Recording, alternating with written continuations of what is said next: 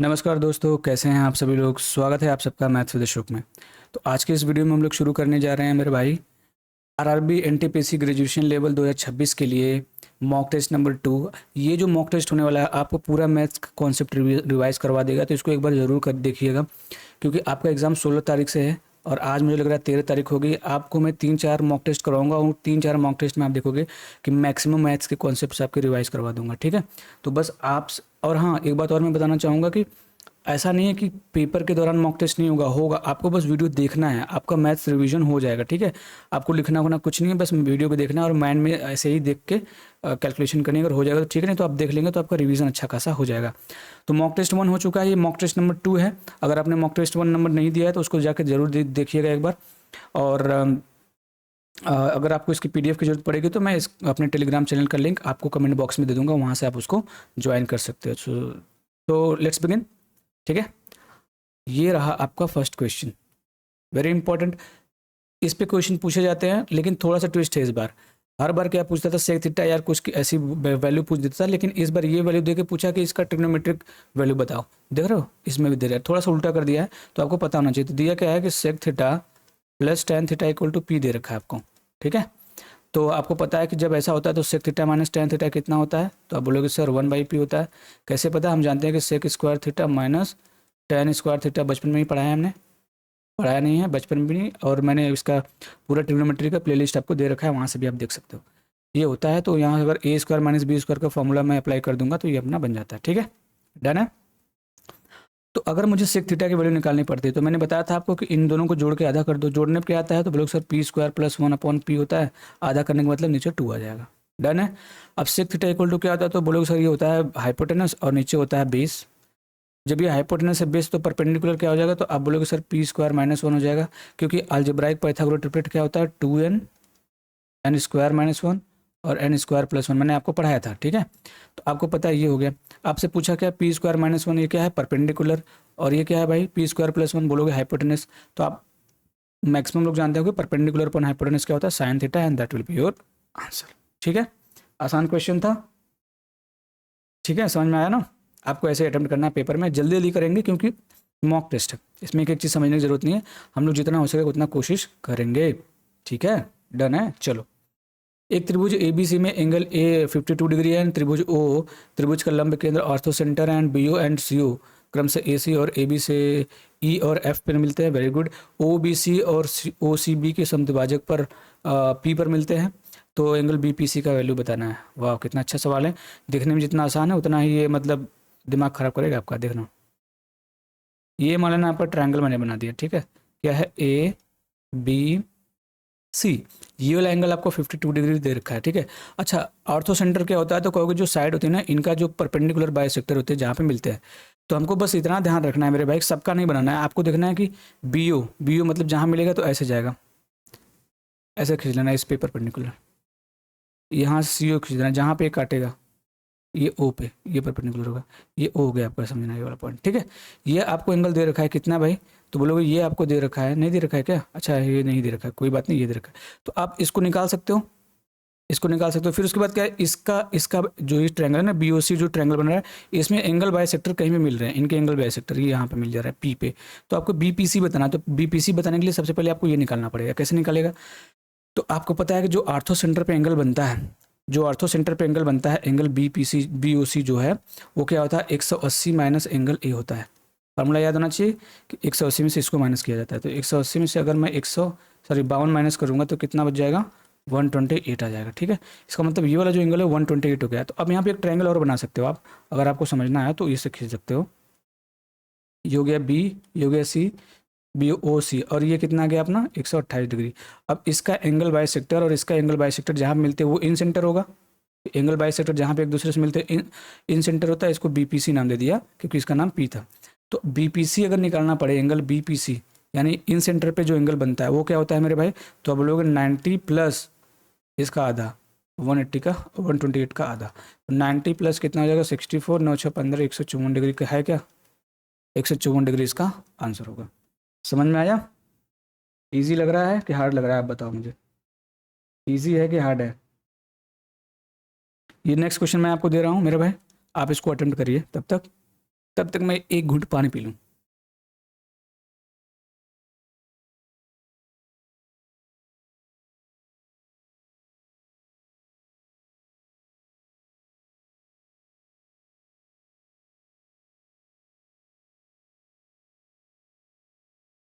ठीक है, तो ये क्वेश्चन भी अपने आप में अच्छा खासा है। ठीक है, कई बार परेशान भी करता है स्टूडेंट्स को, लेकिन है बहुत ईजी।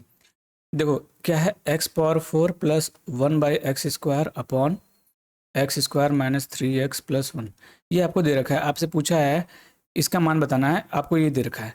तो देखो अगर मैं ध्यान से देखूँ तो अगर मैं ऊपर में जो न्यूमरेटर है इसमें अगर x से डिवाइड कर दूँ, नीचे भी x से डिवाइड कर दूँ, तो क्या है ये कोई दिक्कत होगा क्या? कोई दिक्कत नहीं होगा, क्योंकि x कैंसिल आउट हो जाएगा, तो ये सेम नंबर ही है, इक्विवेलेंट कह सकते हो।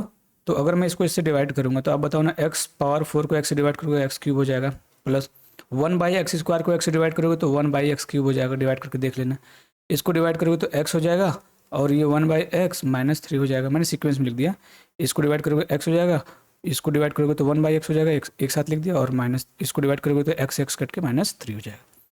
अब इसका आसान है, x प्लस 1/x की वैल्यू अगर आपको दे रखी है तो इसकी वैल्यू क्या हो जाएगी? तो बोलोगे सर 5 का क्यूब माइनस 3 × 5, क्यूब वाला का पावर 1 से पावर 3 पे जाते हैं तो ये फार्मूला होता है।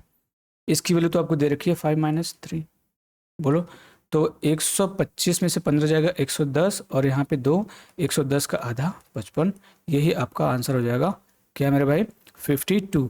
और यहाँ पे ऑप्शन ओवरलैप हो गया, कोई बात नहीं, चलता है, कभी कभी मिस प्रिंट हो जाता है।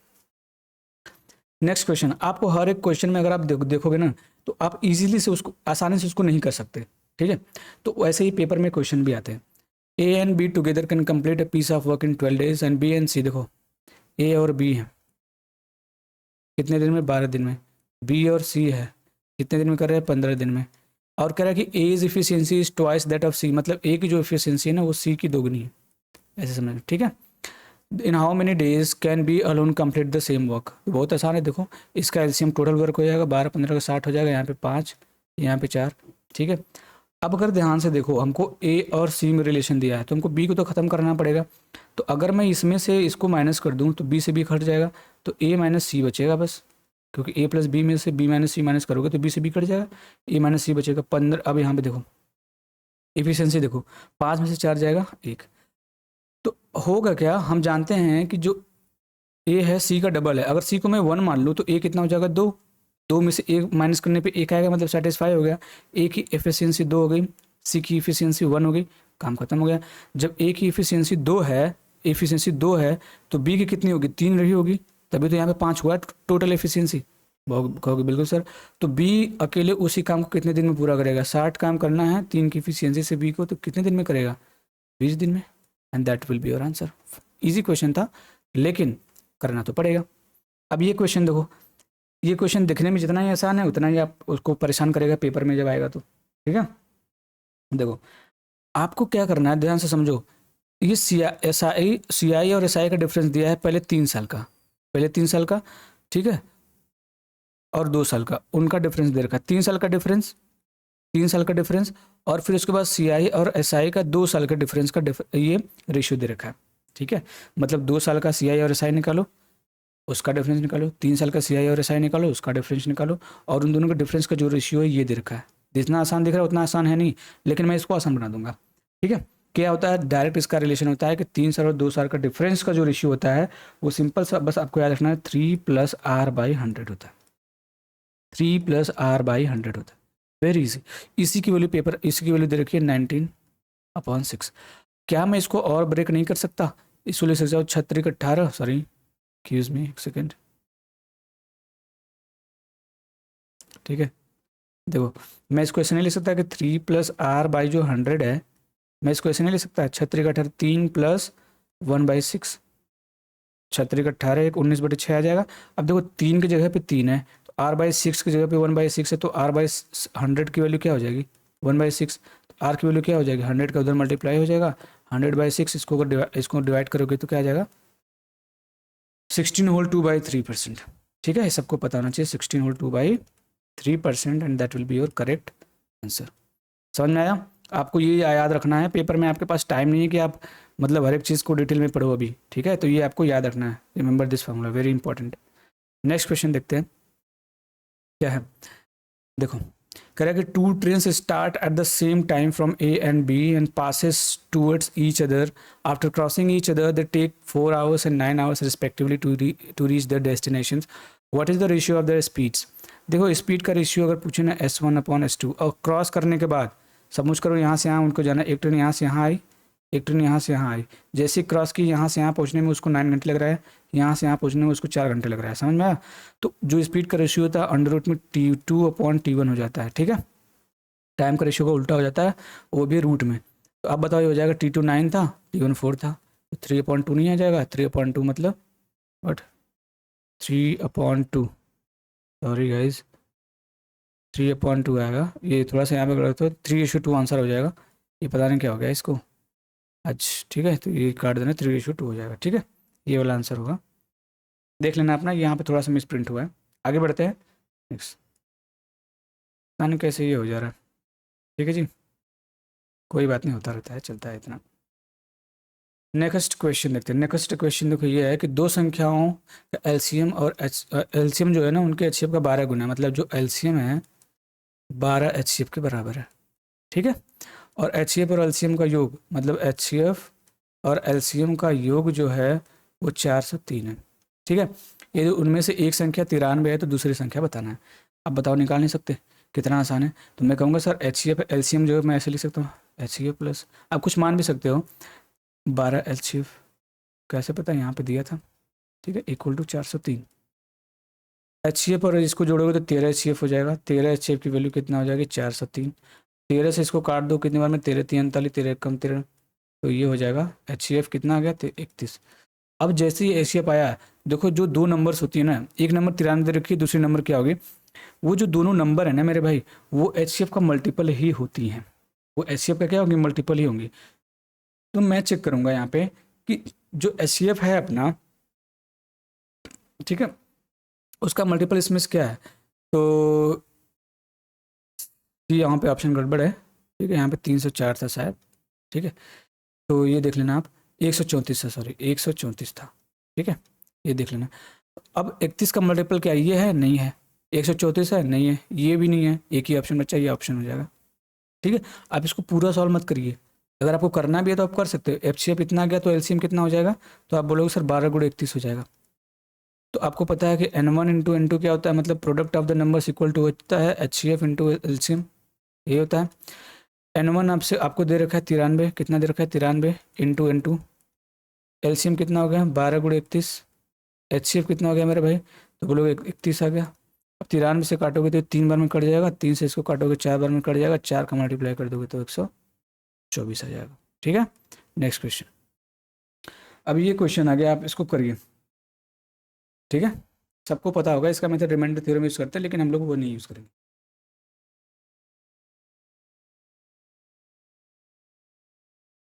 ठीक है मेरे भाई, बताओ इसको कैसे करोगे। तो यहाँ पे हम रिमाइंडर थ्योरम का यूज़ करेंगे, साइक्लिसिटी यानी फॉर्मेट्स थ्योरम। फॉर्मेट्स थ्योरम क्या होता है, अभी कुछ चीज़ें आपको ना याद रखनी पड़ेंगी, अगर आपको नहीं आता है तो कमेंट कर दीजिएगा, मैं इसको डिटेल में पढ़ा दूंगा आपको, ठीक है। क्या होता है, देखो 3 पावर 6 को अगर 7 से डिवाइड करोगे ना तो हमेशा रिमाइंडर 1 आता है। ये चीज़ें आपको पता होंगी अगर आपने पढ़ाई की होगी तब, अगर नहीं पता है तो अभी के लिए रट लो, क्योंकि पेपर में ज़्यादा दिन नहीं रह गए।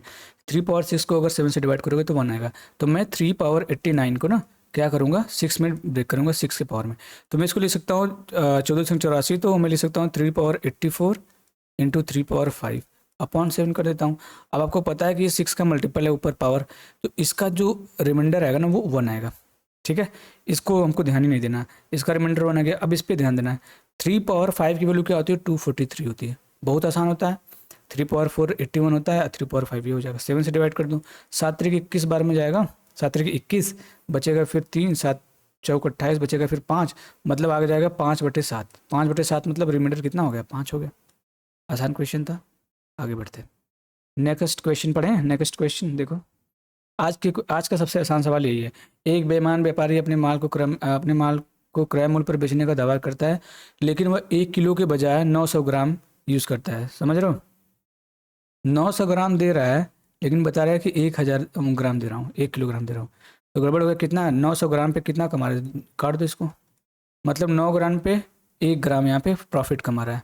9 ग्राम पे 1 ग्राम का प्रॉफिट कमा रहा है तो 100 पे कितना कमाएगा, ये आंसर हो जाएगा। ठीक है, आसान क्वेश्चन था, इजी था। नेक्स्ट क्वेश्चन बढ़ते हैं, ये देखते हैं। ये क्वेश्चन करने के लिए आपको फार्मूला भी पता होना चाहिए।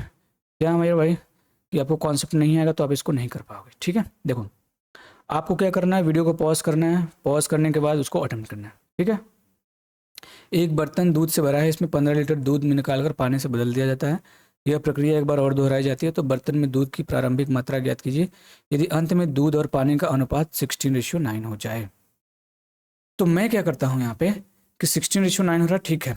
मैं यहाँ पे ना जो बदला जा रहा है मैं टोटल वॉल्यूम का ले रहा हूँ जो जिसको रिप्लेस किया गया है। ठीक है, तो मैं क्या करता हूँ, इसका फॉर्मूला डायरेक्ट लिखो। इसका फॉर्मूला देखो ये होता है, याद कर लेना, जो फाइनल क्वांटिटी होती है आपको ये याद रखना। ठीक है, final quantity upon total capacity, total capacity क्या होती है, तो बोलोगे सर 1 माइनस रिप्लेस्ड क्वांटिटी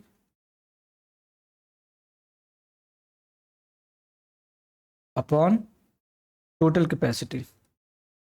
ठीक है, ये आपको याद होना चाहिए फार्मूला। पावर एन, एन क्या था, जितनी बार आप दोहराएंगे उसको। तो फाइनल क्वांटिटी कितनी है, तो आप बोलाओगे बताओगे सर फाइनल क्वांटिटी अगर मैं देखूँ तो 16 हो गई है। टोटल क्वांटिटी कितनी हो रही होगी, तो 16 9 25 रही होगी। बोलो, क्योंकि दूध पानी का है ना, दूध पानी का रेशियो दिया है तो वो जो पूरा मिक्सचर होगा दूध पानी मिला का होगा ना, तो ये हो जाएगा। ठीक है, equal to 1 minus replaced quantity कितनी है, 15 रिप्लेस कर रहे हो। टोटल कैपेसिटी हम लोग जानते नहीं थे, मैं मान लूँगा एक्स है। पावर एन 2 बार किया जा रहा है, इसको उधर भेजोगे तो रूट हो जाएगा, रूट का मतलब 4/5 आ जाएगा, इक्वल टू 1 माइनस 15/x। 1 को इधर 15 - 15/x को इधर भेजो, उसको उधर भेजो, तो क्या हो जाएगा, 15/x की वैल्यू क्या आ जाएगी, 1 माइनस 4/5, मतलब 1/5 आ जाएगा। अब 5 का मल्टीप्लाई 15 में हो जाएगा, x का मल्टीप्लाई 1 में, तो x की वैल्यू कितनी हो जाएगी, 75 litre. That will be your total quantity and very easy question based on formula. आगे बढ़ते हैं, नेक्स्ट क्वेश्चन देखते हैं। ये क्वेश्चन आप अटेम्प्ट करिए। देखो अगर ये क्वेश्चन तो है एकदम हलवा, लेकिन अगर आपको कॉन्सेप्ट नहीं पता तो आप इसको कर ही नहीं पाओगे। करके बताओ।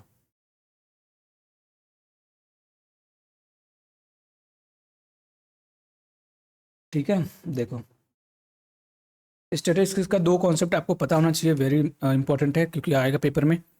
अगर आपको स्टेटिस्टिक्स का डिटेल में पढ़ना है ना, तो आप उसको कमेंट कर दीजिएगा, मैं पूरा कॉन्सेप्ट एक बार में रिवाइज करवा दूंगा आपको। ठीक है, देखो the mean of a distribution is, देखो मीन दे रखा है 50, स्टैंडर्ड डिविएशन दे रखा है आपको 12। तो आपको बताना what is coefficient of variation. अगर आपको नहीं पता है अभी के लिए कोफिशिएंट ऑफ वेरिएशन क्या होता है, तो इसका डायरेक्ट फार्मूला होता है, अगर परसेंटेज में देखो, यहाँ परसेंटेज में दिया है ना, तो 100 से मल्टीप्लाई कर दोगे। अगर फ्रैक्शन में दिया रहेगा तो कोई बात नहीं, हम सीधे फार्मूला लगा देंगे। देखो फार्मूला क्या होता है, स्टैंडर्ड डिविएशन अपॉन मीन, ये फार्मूला होता है। ठीक है, लेकिन अगर परसेंटेज में चेंज करना पड़ेगा तो 100 से मल्टीप्लाई करना पड़ेगा। That is your coefficient of variation, sorry excuse me. तो स्टैंडर्ड डिविएशन कितना है बताओ, तो बोलोगे 12 है। मीन कितना था 50, कर दो इसको, 50 से 2 बार में कट जाएगा, 12 दूनी 24, 24% इसका आंसर हो जाएगा।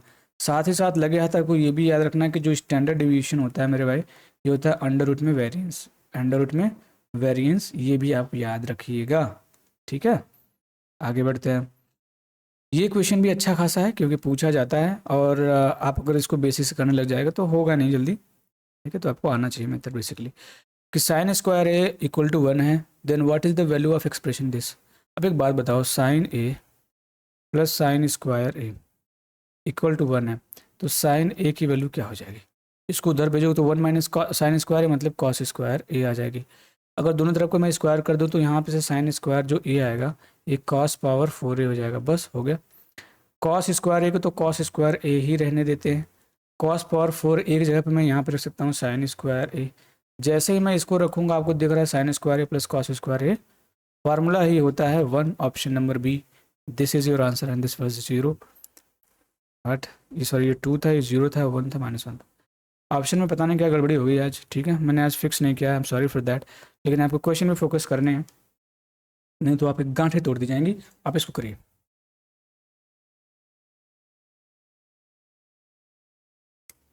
In a cyclic quadrilateral ABCD, AB is the diameter of the circle. Cyclic quadrilateral बनाने आता है आप लोगों को? ये हो गया, अरे यार कितना अच्छा सर्कल बना दिया। A B is the diameter, मतलब ए बी सेंटर से होके जाएगा, आपको पता होना चाहिए, सेंटर से होके जाएगा ए बी। सी डी कहीं यहाँ पे मर रहा होगा ऐसे, इसको इससे मिला दो, इसको इससे मिला दो, ठीक है, ये हो गया सी डी। ठीक है, अब देखो ए डी सी ये वाला एंगल वाला जो दिया है ना 130 डिग्री दे रखा है, वेरी गुड। एंगल बी ए सी बताना, बी ए सी मतलब इसको मिलाना पड़ेगा अपने को, ये वाला एंगल बताना पड़ेगा। आपको पता है कि ये 90 डिग्री का होगा, ठीक है, क्योंकि हाफ सर्कल में बना एंगल 90 डिग्री का होता है, वेरी गुड। जब ये 130 है तो ये कितना जाएगा, तो सर बोलेगा 50, क्योंकि साइक्लिक क्वाड्रिलेटरल होता है और दोनों का सम 180 डिग्री होता है, तो 130 है तो ये 50 हो जाएगा। अगर मैं ट्रायंगल का सम लगा दूँ तो इन तीनों का सम भी कितना होना चाहिए, ए बी सी में देखो 180 डिग्री, 9 5 14 140, तो ये बचेगा 40 डिग्री। 40 डिग्री इसका आंसर हो जाएगा। ओरली आप इसको कर सकते थे, ठीक है। आगे बढ़ते हैं। The volume of a solid hemisphere is numerically equal to its social total surface area. देखो ध्यान समझना, हेमिस्फीयर है, सॉरी क्या बना देता हूँ भाई मैं, ठीक है। हेमिस्फीयर ऐसे बनेगा कुछ, ठीक है, कुछ इस तरीके का बनेगा कटोरा, जिसमें अब भीख मांगने की बारी आ रही है, ठीक है, क्योंकि महंगाई बढ़ रही है, तब तो भीख मांगना ही पड़ेगा, ठीक है। देखो तो एक ठोस अर्धगोले का आयतन कितना होता है, तो बोलो सर 2/3 पाई आर क्यूब होता है, वेरी गुड। ये इक्वल है इसके कुल पृष्ठीय क्षेत्रफल का, तो हेमिस्फीयर का कुल पृष्ठीय क्षेत्रफल कितना होता है, 3 पाई आर स्क्वायर होता है। 2 पाई आर स्क्वायर तो इसका यहाँ से यहाँ तक हो जाता है, 1 पाई आर स्क्वायर ऊपर जो सरफेस बन रहा था उसका। अब देखो कितना से ना, पाई से पाई कट जाएगा, 2 आर से 1 आर कट जाएगा, तो यहाँ पे कितना बचा, इसको उधर भेज दो, तो आर इक्वल टू कितना हो जाए, 3 3 9, 9/2 मतलब 4.5, 4.5 है क्या, बिल्कुल है, ठीक। आसान क्वेश्चन था, बहुत ज़्यादा टाइम लगाने वाली बात नहीं थी इसमें। आगे बढ़ते हैं, नेक्स्ट क्वेश्चन देखते हैं, जो कि है बहुत ही अच्छा सवाल, बहुत ही अच्छा सवाल। इसको आप लोग करिए अटेम्प्ट करके मुझे बता देते हैं जब मानूँ कि नहीं है आप में दम। देखते हैं किसमें कितना है दम। देखो केक कटेगा सब में बटेगा, वही कॉन्सेप्ट इसमें लगेगा, ठीक है। क्या शायरी है भाई, केक कटेगा सब में बटेगा, वही कॉन्सेप्ट इसमें लगेगा। देखो क्वेश्चन क्या है कि एक कक्षा में छात्रों की निश्चित संख्या का औसत, मैं मान रहा हूँ कि n छात्र थे उसमें, इनका जो एवरेज है 68.5 है। यदि इतना किलोग्राम इतना किलोग्राम इतना किलोग्राम इतना किलोग्राम वजन वाले 4 नए छात्र आ जा रहे हैं, तो कितना टोटल संख्या हो जाएगी, n+4। इनका जो एवरेज हो जा रहा है ना मेरे भाई, तो बोलोगे तो 68.5 से बढ़ जा रहा है 300 ग्राम, मतलब 0.3 ग्राम, ये इतना बढ़ गया, इतना बढ़ जा रहा है। तो कक्षा में प्रारंभ में छात्रों की संख्या कितनी थी। तो एक बात बताओ मुझे आप, आपको बस इतना चेक करना है, अगर सभी का अगर जो नए छात्र आए हैं अगर उनका भी इतना इतना वेट रहा होता, अगर इतना इतना वेट रहा होता मेरे भाई, तो कोई फ़र्क ही नहीं पड़ता, एवरेज उतना ही रहा होता। लेकिन इतना बढ़ा है, क्यों बढ़ा है, तो जो एक्स्ट्रा वेट है ना चारों का, उसके वजह से ही बढ़ा है, जो एक्स्ट्रा वेट है उसकी वजह से ये एवरेज बढ़ा है। तो एक्स्ट्रा वेट हम निकालेंगे, आप बताओ ना कितना एक्स्ट्रा वेट है, तो एक्स्ट्रा वेट लड़कियों से वेट मत पूछना भाई, उनका मजाक मत उड़ाना कभी भी, नहीं सिंगल मर जाओगे। तो देखो इससे कितना ज़्यादा है, तो कहोगे 68.5 या 72.5 है, तो इससे कितना ज़्यादा है, तो बोलोगे सर 3.7 है, 3.7 ज़्यादा, सिंपल सी बात है। अच्छा 78, इससे ये कितना ज़्यादा है, तो बोलोगे सर एक्स्ट्रा वेट में अगर मैं बात करूँ तो 2.3 ज़्यादा है, 2.3 ज़्यादा हो जाएगा, वेरी गुड। अच्छा इससे कितना ज़्यादा है, तो मैं बोलूँगा सर यहाँ पे अगर मैं एक दे दूँगा 1 और 0.8, 1.8 हो जाएगा, 1.8, ठीक है, ये ज़्यादा।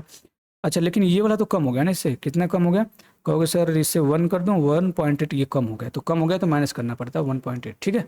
इससे तो ये कट जाएगा, इसको जोड़ो, तो 3 2 5, 7 3 10 1, 6 आ गया, कितना आ गया, 6 आ गया, समझ में आ रहा है, 6 आ गया। एक्स्ट्रा वेट कितना हो गया, 6।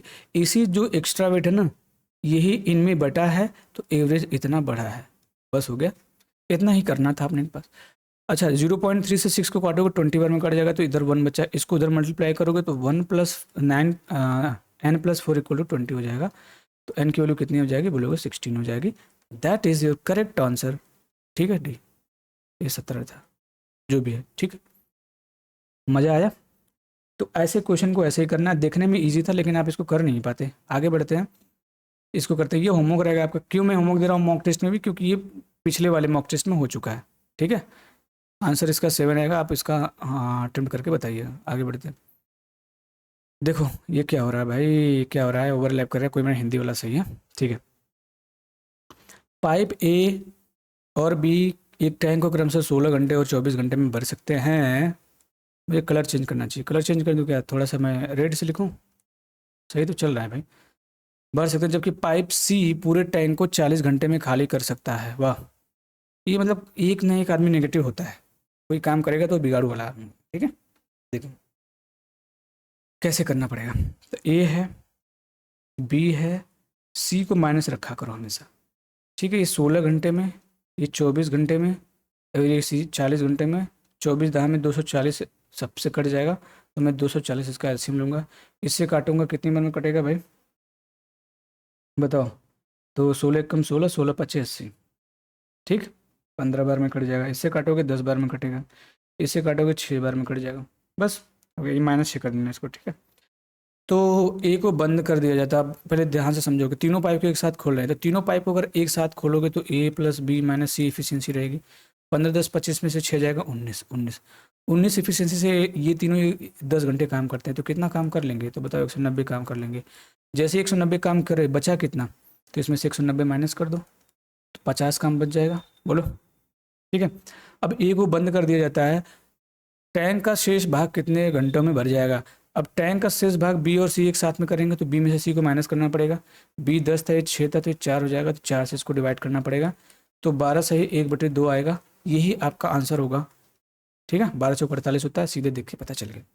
समझ में आया आपको? नेक्स्ट क्वेश्चन है, इसको आप करिए अटेम्प्ट, तब तक मैं पानी पी लूँ।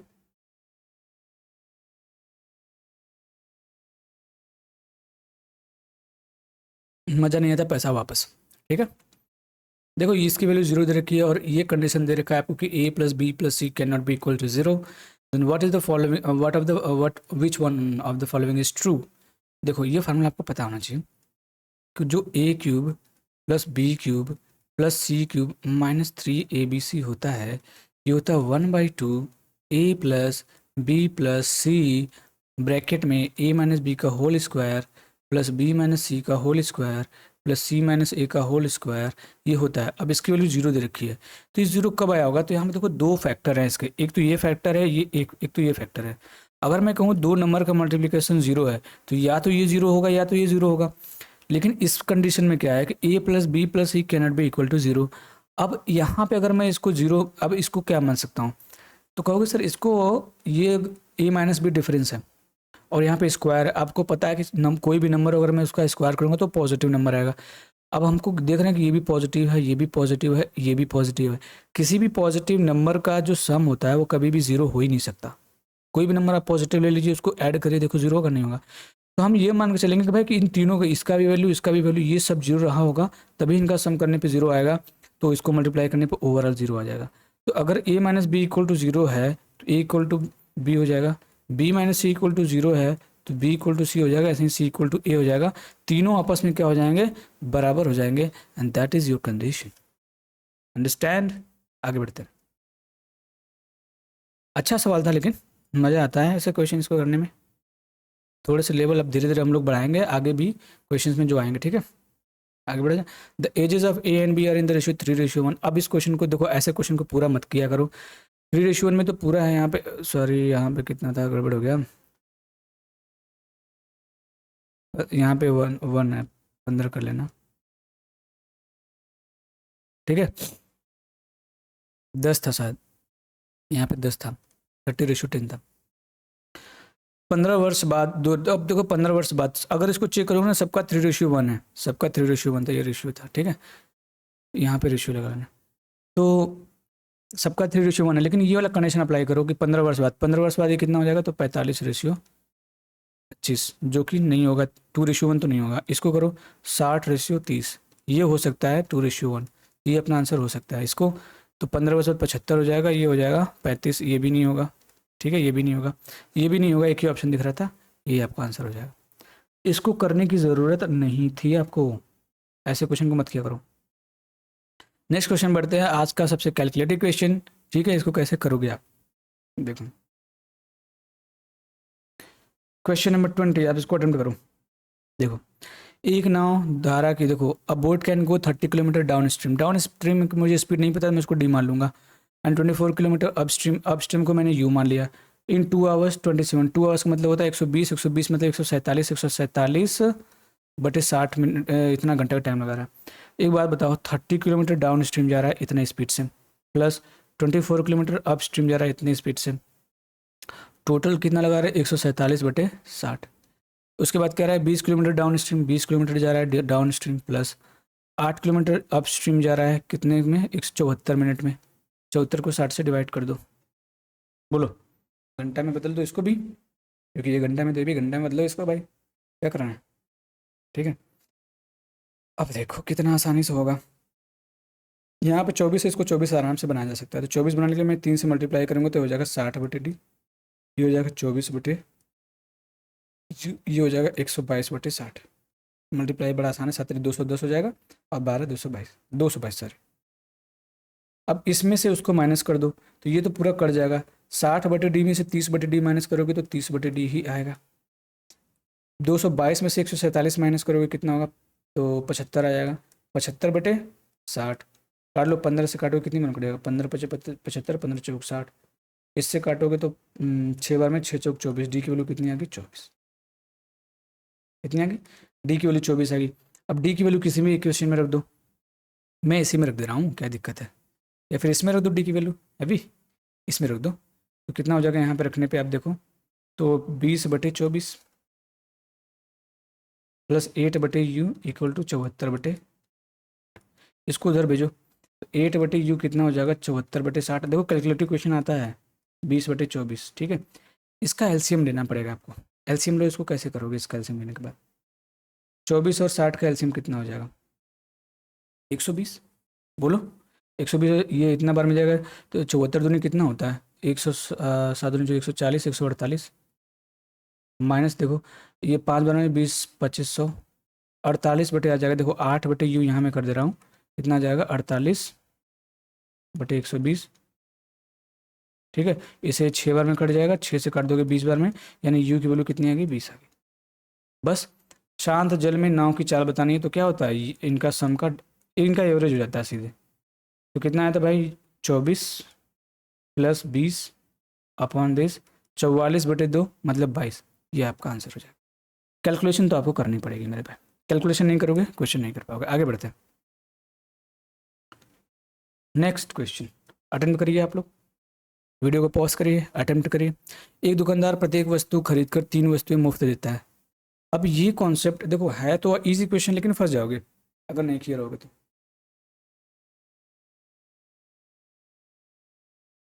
ठीक है मेरे भाई, ये हो गया।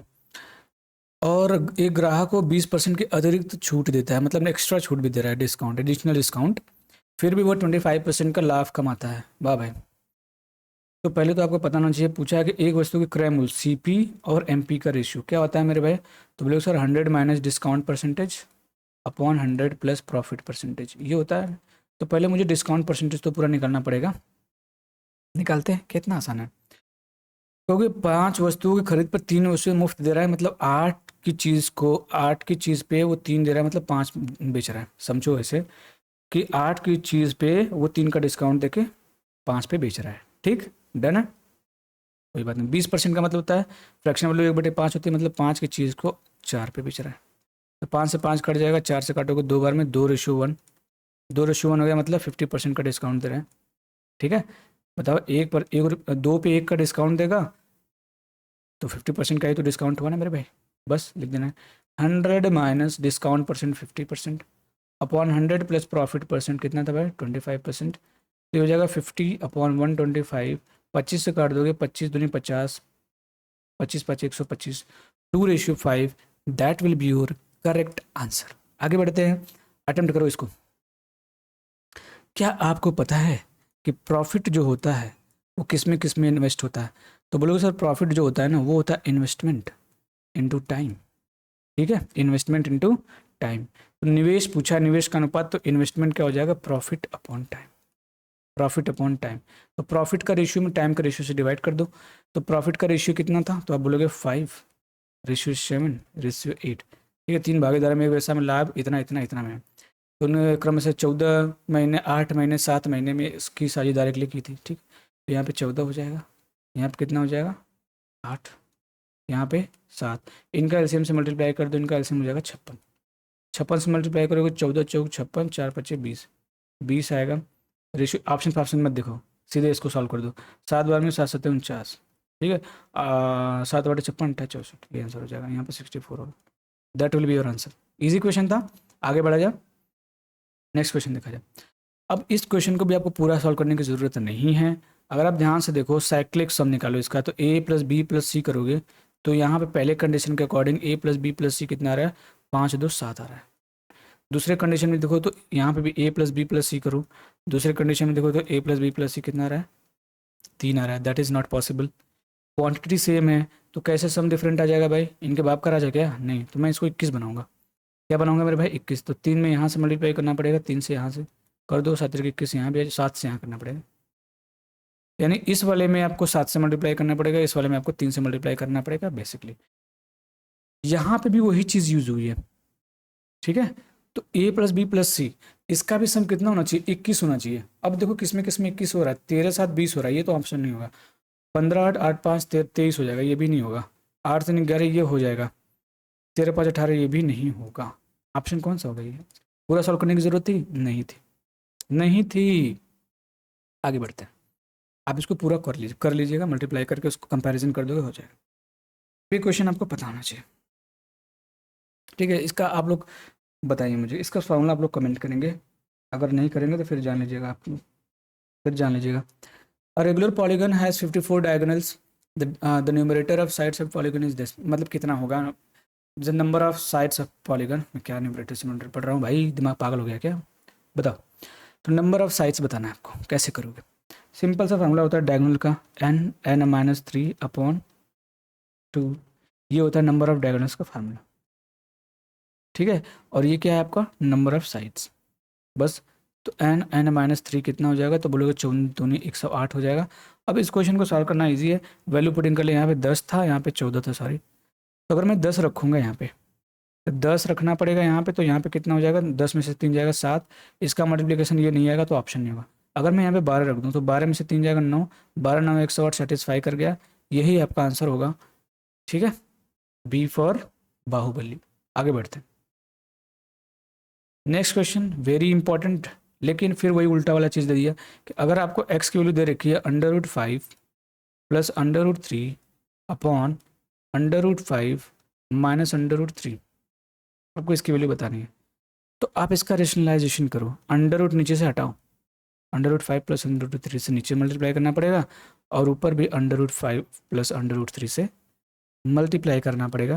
तो ऊपर तो होल स्क्वायर हो जाएगा, तो a² करोगे तो 5, b² करोगे तो 5 3 8 हो जाएगा, प्लस 2ab करोगे तो 2√15 हो जाएगा। डायरेक्ट मन में कैलकुलेट करो। इसको करोगे a² - b, √5 का स्क्वायर 5, √3 का स्क्वायर 3, इनका डिफरेंस कितना हो जाएगा? 5 - 3 2। 2 से डिवाइड करोगे तो 4 + √15 आ जाएगा इक्वल टू x। मैं 4 को इधर भेज दूँ, x - 4 इक्वल टू √15 हो जाएगा। फिर रूट को हटाना पड़ेगा, तो स्क्वायर करोगे, इसका स्क्वायर करोगे तो x² - 8x + 16 इक्वल टू इसका स्क्वायर करोगे तो 15। 15 को इधर भेज दोगे तो x² - 8x + 1 इक्वल टू 0 बच जाएगा, सब्ट्रैक्ट होके, ठीक है। ये तो आसान है। अब क्या करना है, इस एक्सप्रेशन को देखो, x² - 8x, क्या मैं इसको ऐसे नहीं ले सकता हूँ? +1 + 10 में ब्रेक कर सकता हूँ। अब इसकी वैल्यू मुझे पता है 0 है, 0 रख दूंगा, प्लस 10, तो सम करने पर कितना आ जाएगा? 10, and that is your answer, option number C. इसको करने का यही बेस्ट तरीका है, ऐसे इसको करना है आपको पेपर में। आगे बढ़ते हैं। इस क्वेश्चन को भी पूरा नहीं करना है आपको, ठीक है। ऐसे क्वेश्चन आते हैं लेकिन आपको ऐसे पूरा नहीं करना है। क्या है मैंने किया है यहाँ पे 3/7 है, सॉरी यहाँ पे कितना है 4/9 है, ठीक है। 5/11 ऐसे समझ। एक भिन्न 1/3 हो जाती है जब इसके अंश और हर दोनों में से एक घटाया जाता है। अगर अब इसमें अंश और हर में से एक घटाओगे तो 1/4 हो जाएगा, तो 1/3 तो हो नहीं रहा, गलत हो गया। इसमें से घटाओ, इसके अंश में से एक घटाओगे तो कितना हो जाएगा 2, इसके अंश डिनोमिनेटर में से घटाओगे 6, तो ये 1/3 हो जा रहे हैं, ये आपका आंसर हो सकता है। इसमें से एक घटाओगे तो 3, इसमें से एक घटाओगे 8, ये नहीं होगा, ऑप्शन गलत हो गया। इसमें भी नहीं होगा, तो ये आपका आंसर हो गया, ठीक है। समझ में आयो? ऐसे कर लेना, बस कंडीशन सेटिस्फाई करवा के। You don't have to solve all the question. Next question है, दो शंकुओं के आयतन का अनुपात 2:3 है। उनकी त्रिज्याओं का अनुपात 1:2 है, तो उनकी ऊंचाइयों का अनुपात कितना होगा? बताओ कितना होगा? तो H1/H2 डायरेक्ट होता है R2 का स्क्वायर, R2/R1 का स्क्वायर। ठीक है। कितना हो जाएगा? देखो R1 से R2 का रेशियो दिया है, उल्टा कर दो इसका, 3 ये होगा ना मेरे भाई, 3 हम्म क्या दिया है? The ratio of volumes of the cons is this, the ratio of radii of their basis is this. ठीक है। तो वॉल्यूम का, अच्छा वॉल्यूम का रेशियो दिया है, सॉरी मैं रेडियस में बता रहा हूँ, कोई बात नहीं। ठीक है, देखो, ओ सॉरी स्टूडेंट्स, पेन का, ठीक है। वॉल्यूम का रेशियो दे रखा है, तो वॉल्यूम क्या होता है आप बताओ मुझे। तो क्योंकि वॉल्यूम होता है 1/3 पाई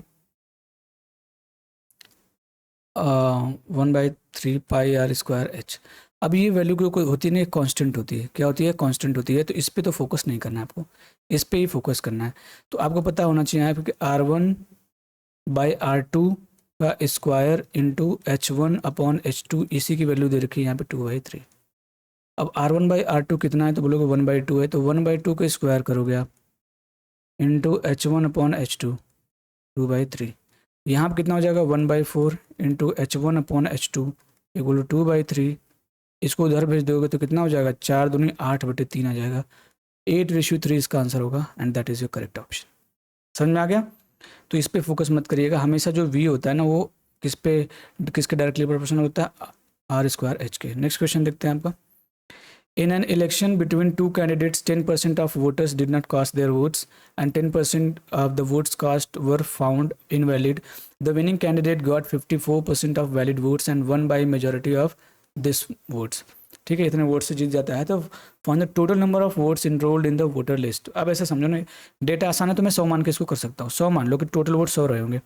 100 में से मैंने क्या किया, 10% वोट माइनस कर दिया तो 90 बचेगा। ये ठीक है, इतने लोगों ने नहीं किया, ठीक है, cast their vote.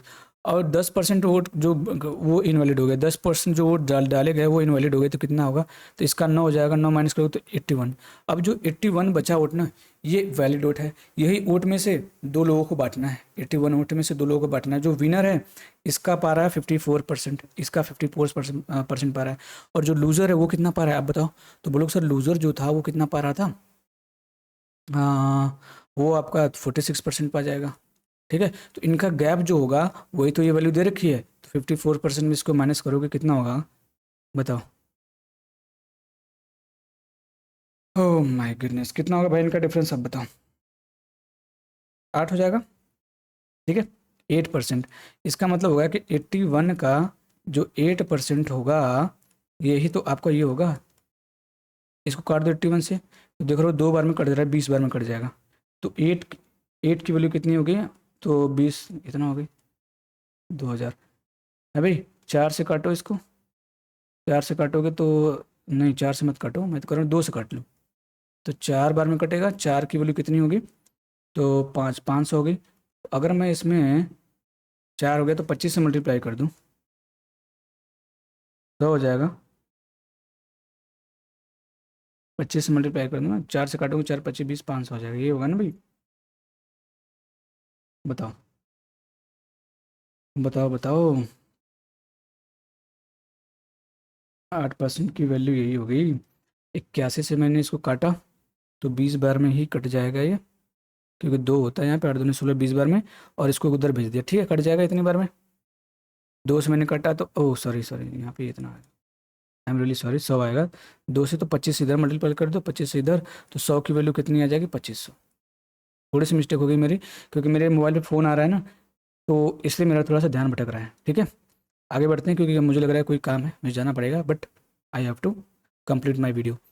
2 circles touch each other externally at P, कि भाई 2 सर्कल हैं, एक दूसरे को पी पे एक्सटर्नली टच कर रहे हैं। ए बी दोनों एक सीधी वाइनिस्ट, अच्छा ऐसे टच कर रहे हैं, ध्यान समझो। एक सर्कल यहाँ पे हो गया, एक सर्कल यहाँ पे हो गया, ऐसे समझ, sorry, I am really sorry. हमको बढ़िया बनाना पड़ेगा फिगर, नहीं तो समझ में नहीं आएगा। एक सर्कल यहाँ पे ऐसे हो गया, अपने से ड्रा करने पर ना ये दिक्कत होता है भाई कि पावर पॉइंट में ना वो दिया नहीं है। ठीक है, एक यहाँ पे क्या कर रहा है कि दो वृत्त एक दूसरे को बाएं रूप से पी पर टच करते हैं, पी है। ठीक है, ए बी दोनों वृत्त की एक सीधी उभयनिष्ठ स्पर्श रेखा है। उभयनिष्ठ स्पर्श रेखा यहाँ से समझ लेना कि ये उभयनिष्ठ स्पर्श रेखा ए बी। ठीक है, ठीक है। और ए और बी के संपर्क बिंदु पी ए बी, यहाँ पे पी है। ठीक है, ऐसे मिला दो P A B, P A B, ये जो है ऐसे मिला दो इसको, ये पॉइंट पी है समझ लेना। ठीक है, P A B, P A B ये कितना है मेरे भाई? तो आप बोलोगे सर ये 35 डिग्री है, ये ना। और तो ए बी पी ये आपको बताना है कितना होगा। ठीक है, ये आपको बताना है।